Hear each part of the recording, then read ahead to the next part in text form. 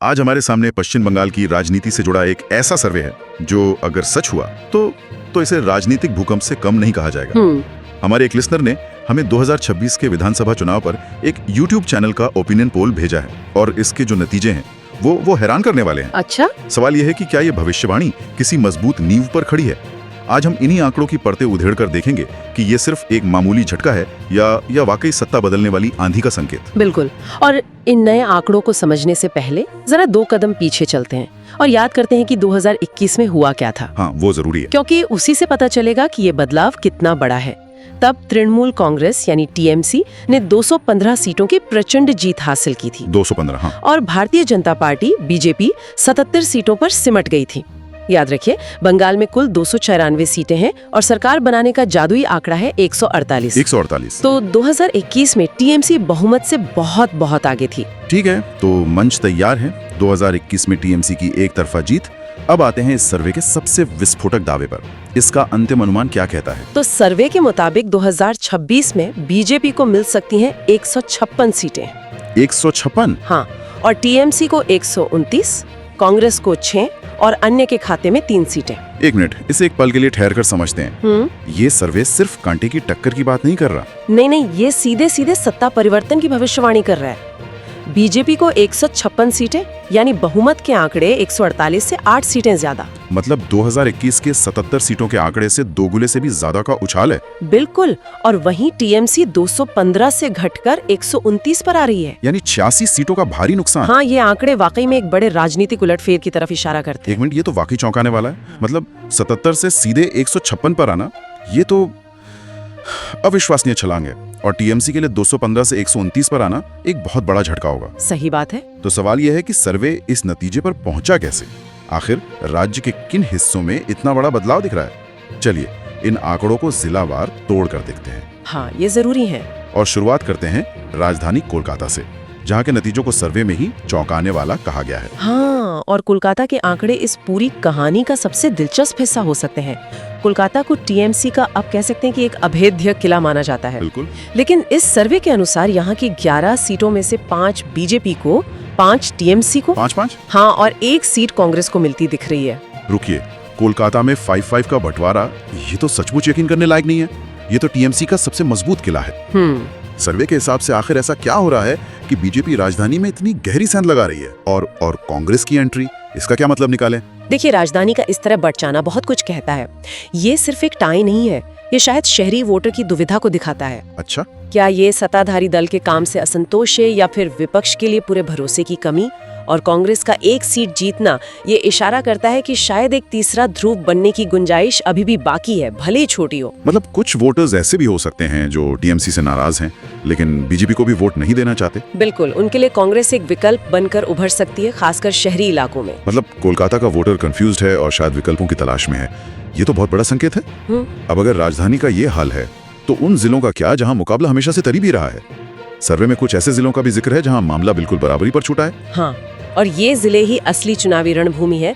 इन्हें हम king maker जिले कह सकते हैं। King maker? हाँ। उदाहरण के लिए बंकुड़ा को लीजिए। कुल 12 सीटें हैं और सर्वे कहता है कि 6 बीजेपी को और 6 टीएमसी को मिलेंगी। 6-6? एक भी सीट इधर से उधर हुई तो पूरे जिले का नतीजा बदल जाएगा। ठीक, ऐसा ही एक और जिला है दक्षिण दिनाजपुर। वहाँ 6 सीटें हैं और वहाँ भी 3-3 का स्कोर है। हाँ, 3-3। मतलब इन जिलों में तो सुई जरा भी नहीं हिल रही है। दोनों पार्टियां एक दूसरे से पूरी तरह चिपकी हुई हैं। सही बात है। इसका मतलब तो ये हुआ कि यहाँ की राजनीति इतनी ज्यादा बटी हुई है कि चुनाव के दिन बूथ मैनेजमेंट और एक वोट की कीमत वो किसी भी दूसरी जगह से ज्यादा होगी। आपने बिल्कुल सही पकड़ा। ये बराबरी वाले जिले दिखाते हैं कि भले ही कुल संख्या एक पार्टी के पक्ष में दिख रही हो, लेकिन जमीनी लड़ाई अविश्वसनीय रूप से करीबी है। अंतिम सरकार कौन बनाएगा, इसका फैसला शायद इन्हीं जिलों में होगा। यहाँ सिर्फ बड़ी रैलियां या राज्य स्तरीय मुद्दे काम नहीं करेंगे, बल्कि स्थानीय उम्मीदवार, लोकल मुद्दे और जमीनी कार्यकर्ता की मेहनत ही निर्णायक साबित होगी। ये वो सीटें हैं जहाँ जीत का मार्जिन शायद कुछ 100 वोटों का ही हो। बिल्कुल। तो एक तरफ राजधानी जैसा किला दरक रहा है, दूसरी तरफ कुछ जिले बराबरी पर अटके हुए हैं। लेकिन इस तस्वीर में कुछ ऐसे इलाके भी तो होंगे जहां पार्टियां काफी महफूज महसूस कर रही होंगी। हाँ, जरूर। सर्वे कुछ किलों के बारे में भी तो बताता होगा। बीजेपी के लिए ये किले कौन से हैं? हाँ, सर्वे के मुताबिक कुछ जिलों में बीजेपी एक तरफा बढ़त बनाती दिख रही है, जैसे कि बीरभूम, जहां 11 में से 8 सीटें बीजेपी के खाते में जा रही हैं। 11 में से 8? इसी तरह उत्तर दिनाजपुर की 9 में से 7 सीटें और नादिया के 17 में से 10 सीटें बीजेपी को मिलती दिख रही हैं। तो ये आंकड़े दिखाते हैं कि सर्वे के अनुसार बीजेपी राज्य के कुछ हिस्सों में अपनी पकड़ बहुत मजबूत कर चुकी है। बीरभूम में 11 में से 8 सीटें, ये तो बहुत बड़ी बात है, क्योंकि बीरभूम को टीएमसी का, खासकर अनुव्रत मंडल का गढ़ माना जाता रहा है। बिल्कुल। अगर सर्वे सही है तो ये टीएमसी के लिए एक बहुत बड़ा संगठनात्मक झटका होगा। तो क्या ये माना जाए कि बीजेपी उत्तर बंगाल और उससे सटे इलाकों में अपनी स्थिति काफी मजबूत कर रही है? सर्वे तो इसी ओर इशारा करता है। ये एक तरह का भौगोलिक ध्रुवीकरण भी दिखाता है। अच्छा। लेकिन ऐसा नहीं है कि टीएमसी के पास अपने गढ़ नहीं बचे हैं। सर्वे के अनुसार टीएमसी दक्षिण बंगाल के अपने पारंपरिक मजबूत इलाकों में अभी भी आगे है। जैसे पूर्व वर्धमान में 16 में से 10 सीटें, पश्चिम वर्धमान में 9 में से 6 और हुगली में 18 में से 11 सीटें टीएमसी जीतती दिख रही है। अच्छा, तो तस्वीर कुछ ऐसी बन रही है कि बीजेपी उत्तर की ओर बढ़त बना रही है और टीएमसी दक्षिण में अपने किले बचाने में लगी है। हाँ, कुछ हद तक। और बीच में बांकुड़ा जैसे जिले हैं जहाँ घमासान युद्ध चल रहा है। लेकिन यहाँ मैं एक सवाल पूछना चाहूंगा। पूछिए। क्या इन गढ़ों पर पूरी तरह भरोसा किया जा सकता है? 2021 में भी टीएमसी के कई गढ़ माने जा रहे थे, लेकिन बीजेपी ने वहां भी सेंध लगाई थी। तो क्या ये क्षेत्रीय ताकतें भ्रम भी हो सकती हैं? ये एक बहुत ही महत्वपूर्ण सवाल है। गढ़ या किला जैसे शब्द राजनीति में स्थायी नहीं होते। इन जिलेवार आंकड़ों से एक अधिक सूक्ष्म तस्वीर उभरती है। ये किसी एक समान लहर का संकेत नहीं है, बल्कि क्षेत्रीय ताकतों और कमजोरियों का मिश्रण है। मतलब हो सकता है कि बीजेपी बीरभूम में इसलिए मजबूत दिख रही हो क्योंकि वहां स्थानीय स्तर पर सत्ता विरोधी लहर ज्यादा हो, जबकि पूर्व वर्धमान में टीएमसी सरकार के काम का असर ज्यादा दिख रहा हो। अच्छा। राज्य स्तरीय भविष्यवाणी इन्हीं स्थानीय नतीजों को जोड़कर बनती है। ये एक समान पेंट की हुई दीवार नहीं है, बल्कि अलग अलग रंग के टुकड़ों से बनी एक पच्चीकारी है। ठीक है, तो हमने अंतिम आंकड़ा देखा, जिलों का हाल समझा, लेकिन सबसे दिलचस्प कहानी तो शायद इस बात में छिपी है कि सर्वे इस 156 के आंकड़े तक पहुंचा कैसे। हाँ। सोर्स में गिनती के अलग अलग पड़ावों का भी जिक्र है, जो दिखाता है कि बढ़त कैसे एक पार्टी से दूसरी पार्टी की तरफ खिसकती रही। चलिए जरा इस सर्वे की कहानी को शुरू से देखते हैं। हाँ, ये इस विश्लेषण का सबसे अहम हिस्सा है। इससे हमें सर्वे के सैंपल के झुकाव का भी अंदाजा लग सकता है। तो जब शुरुआती 45 सीटों के रुझान आए तो टीएमसी 23 सीटों के साथ आगे थी और बीजेपी 20 पर। अच्छा, तो शुरुआत में तो टीएमसी को बढ़त मिलती दिखी। हाँ। यानी पहले राउंड में माहौल टीएमसी के पक्ष में लग रहा था। ये अक्सर तब होता है जब पहले उन इलाकों की गिनती होती है जहां सत्ताधारी पार्टी मजबूत होती है। बिल्कुल, लेकिन फिर तस्वीर तेजी से बदली। जब 102 सीटों के आंकड़े सामने आए तब तक पासा पलट चुका था। ओके। बीजेपी 53 सीटों के साथ आगे निकल गई और टीएमसी 47 पर पहुंच गई। अच्छा। यानी 45 से 102 सीटों के बीच जो करीब 57 सीटें जुड़ी, उनमें बीजेपी को टीएमसी पर एक बड़ी बढ़त मिली। ये एक बड़ा टर्निंग पॉइंट है। यहाँ से हवा का रुख बदलना शुरू हुआ और ये बढ़त यही नहीं रुकी है ना? नहीं। अगला पड़ाव क्या था? अगला पड़ाव 168 सीटों का था और यहाँ बीजेपी ने अपनी बढ़त को और मजबूत कर लिया।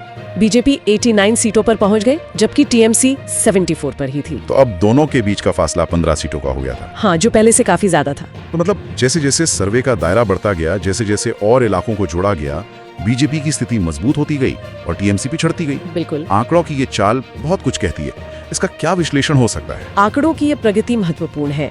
ये इस बात की ओर इशारा करती है कि सर्वे के शुरुआती चरण में शायद उन क्षेत्रों को गिना गया जहां टीएमसी की पकड़ मजबूत है, जैसे कि कुछ शहरी या दक्षिण बंगाल के इलाके। लेकिन जैसे जैसे और क्षेत्रों, संभवतः ग्रामीण या उत्तरी बंगाल के आंकड़े जोड़े गए, रुझान निर्णायक रूप से बीजेपी की ओर झुक गया। तो इससे ये सवाल उठता है कि क्या ये सर्वे राज्य के सभी हिस्सों का सही प्रतिनिधित्व करता है? हाँ, या फिर किसी एक क्षेत्र के सैंपल साइज ने नतीजों को ज्यादा प्रभावित किया है। यह पैटर्न बताता है कि जीत हार का फैसला अंततः ग्रामीण और अर्ध शहरी सीटों पर होगा, जहां शायद बदलाव की लहर ज्यादा तेज है। तो इन सब का क्या मतलब निकलता है? अगर हम इस पूरी चर्चा को समेटें तो कहानी ये है कि ये सर्वे 2026 में पश्चिम बंगाल में एक बड़े राजनीतिक उलटफेर की भविष्यवाणी कर रहा है।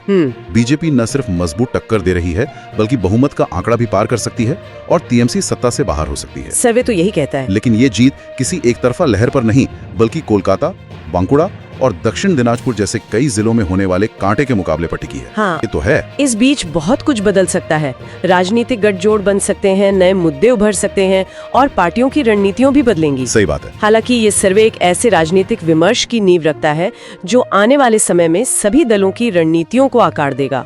ये स्पष्ट है कि मुख्य मुकाबला बीजेपी और टीएमसी के बीच ही केंद्रित रहेगा। और कांग्रेस जैसी पार्टियां? कांग्रेस जैसी पार्टियां कुछ सीटों पर स्पॉइलर या किंग मेकर की भूमिका निभा सकती हैं। तो आखिर में एक सवाल मेरे मन में घूम रहा है जो शायद हमारे लिसनर को भी सोचने पर मजबूर करेगा।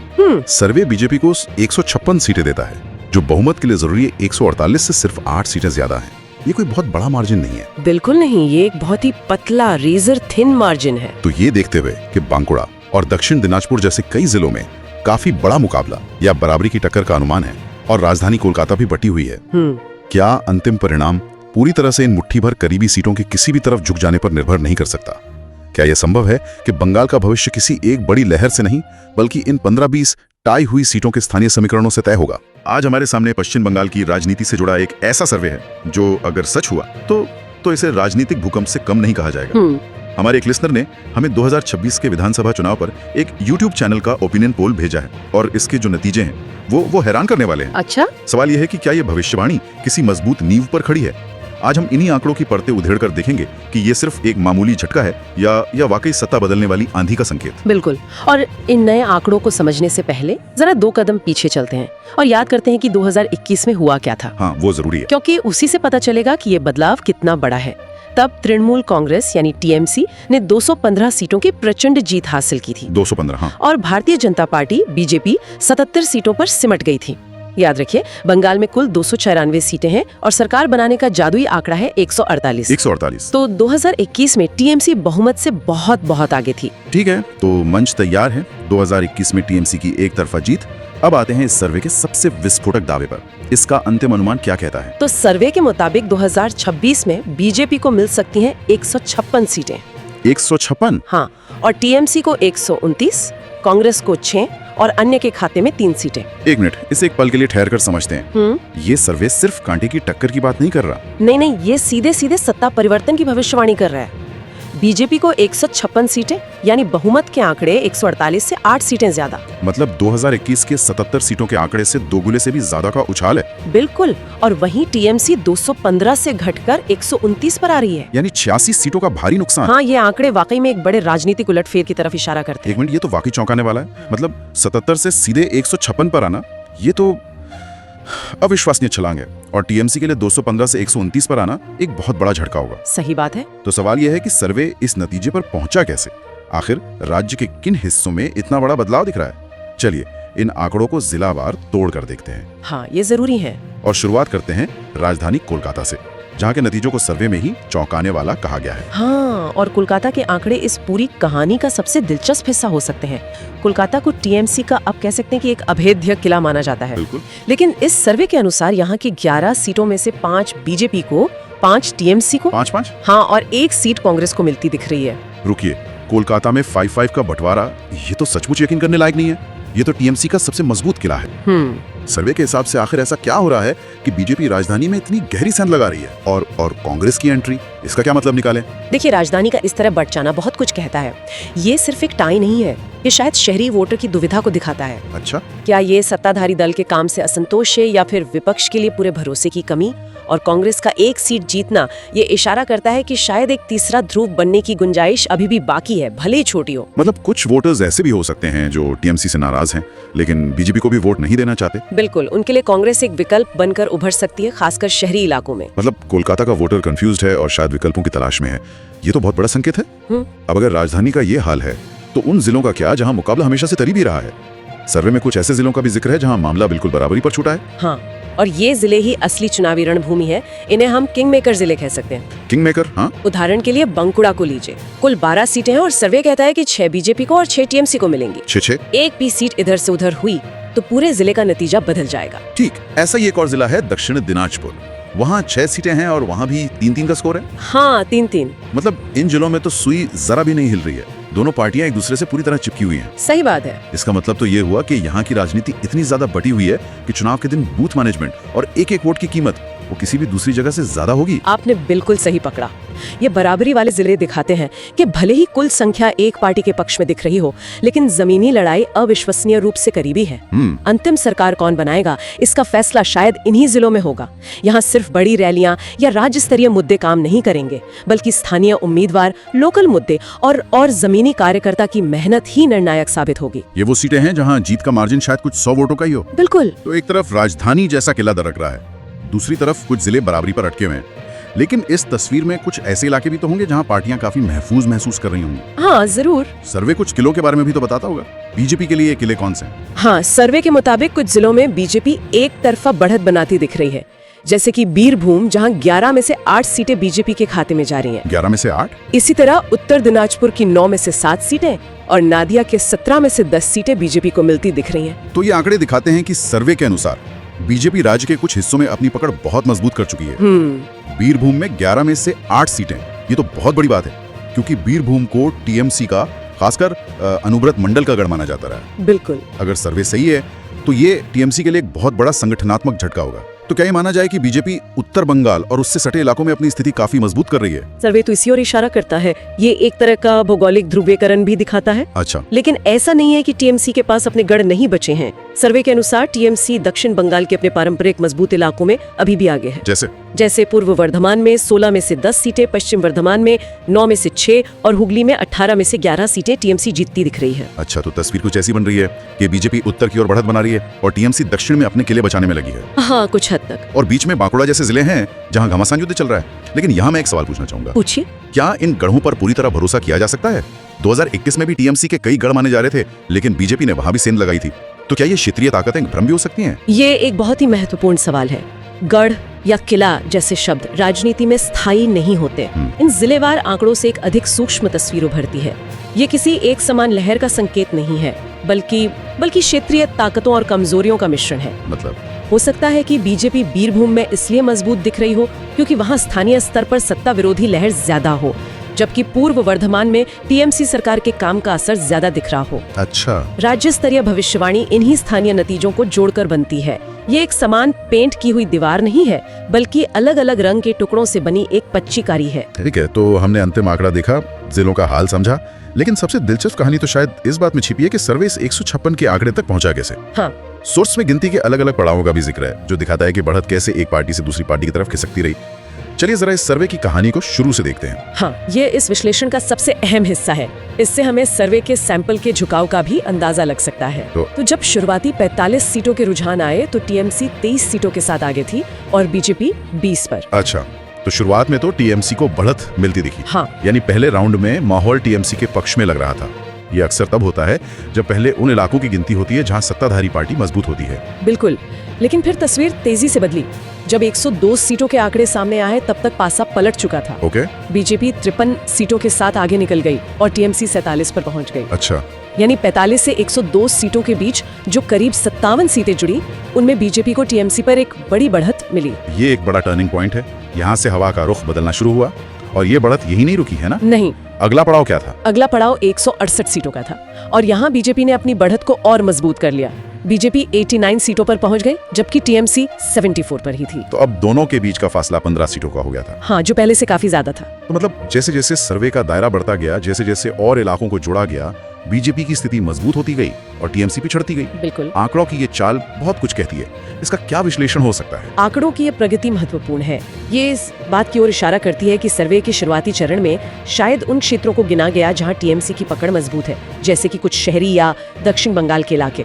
लेकिन जैसे जैसे और क्षेत्रों, संभवतः ग्रामीण या उत्तरी बंगाल के आंकड़े जोड़े गए, रुझान निर्णायक रूप से बीजेपी की ओर झुक गया। तो इससे ये सवाल उठता है कि क्या ये सर्वे राज्य के सभी हिस्सों का सही प्रतिनिधित्व करता है? हाँ, या फिर किसी एक क्षेत्र के सैंपल साइज ने नतीजों को ज्यादा प्रभावित किया है। यह पैटर्न बताता है कि जीत हार का फैसला अंततः ग्रामीण और अर्ध शहरी सीटों पर होगा, जहां शायद बदलाव की लहर ज्यादा तेज है। तो इन सब का क्या मतलब निकलता है? अगर हम इस पूरी चर्चा को समेटें तो कहानी ये है कि ये सर्वे 2026 में पश्चिम बंगाल में एक बड़े राजनीतिक उलटफेर की भविष्यवाणी कर रहा है।